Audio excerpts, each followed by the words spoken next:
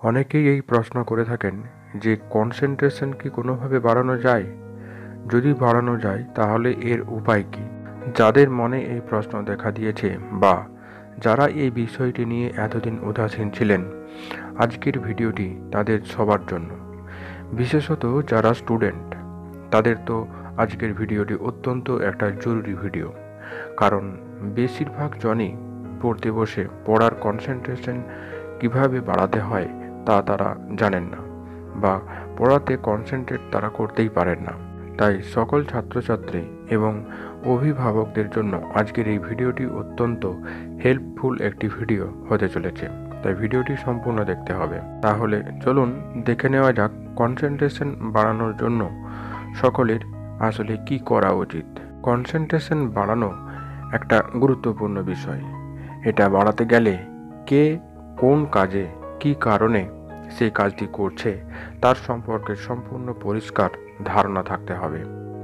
বিষয়টা যদি ব্যাখ্যা করে বোঝানো যায় তাহলে ধরা যাক এক ছাত্র বা ছাত্রী পড়তে বসছে বা পড়াশোনা করছে।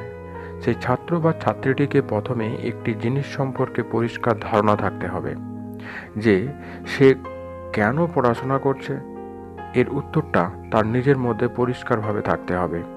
বেশিরভাগ ছাত্রছাত্রী পড়াশোনা করে এই বয়সে আর কি করবে এটা ভেবে। সকলেই এই বয়সে পড়াশোনা করে তাই তারা করছে।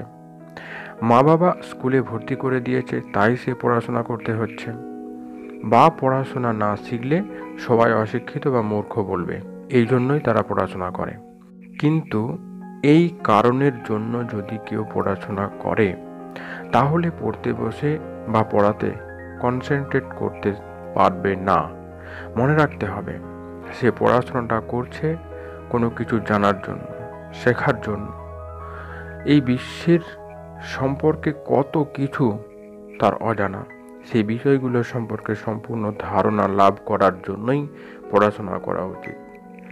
শেখার আগ্রহ নিয়ে পড়তে হবে, ক্লাসে পাস করার জন্য নয়। স্যারের নোট মুখস্থ করে পরীক্ষায় বেশি নম্বর পাওয়ার জন্য পড়াশোনা করলে কখনো পড়াশোনায় আগ্রহ বাড়ানো যায় না। অনেক বেশি বেশি নম্বর পেয়েও সেই বিষয় সম্পর্কে তার কোনো ধারণাই থাকে না। কাজেই কেউ যদি কোনো বিষয়কে জানার জন্য পড়ে তাহলে তার মন আগে থেকেই প্রস্তুত থেকে যায় যে সে পড়তে বসছে না, কোনো বিষয় সম্পর্কে সে জানতে বসেছে। তখন তার মন এবং মস্তিষ্ক দুই সক্রিয় থাকে, তাই পড়াশোনার উপরে সম্পূর্ণ কনসেন্ট্রেট সে করতে পারে। আরও একটা বিষয়, পড়াশোনার ক্ষেত্রে লেখাটা বাড়তি কনসেন্ট্রেট করতে সাহায্য করে। তাই যারা সহজে খুব কম সময়ে কনসেন্ট্রেশন হারিয়ে ফেলে তারা লেখার বিষয়টিকে গুরুত্ব দিতে পারলে ভীষণ উপকার পাবে। এছাড়াও একটা ব্যায়ামের দ্বারা নিজেকে কোনো কাজে কনসেন্ট্রেট রাখা যায়।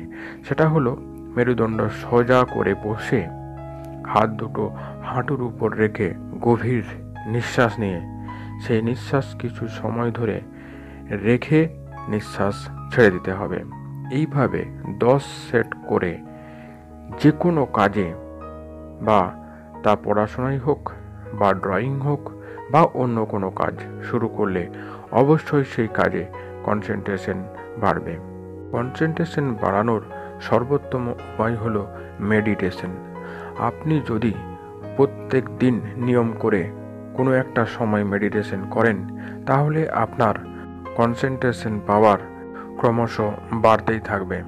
আর এই কনসেন্ট্রেশন আপনার সমস্ত কাজে পজিটিভ এফেক্ট ফেলবে।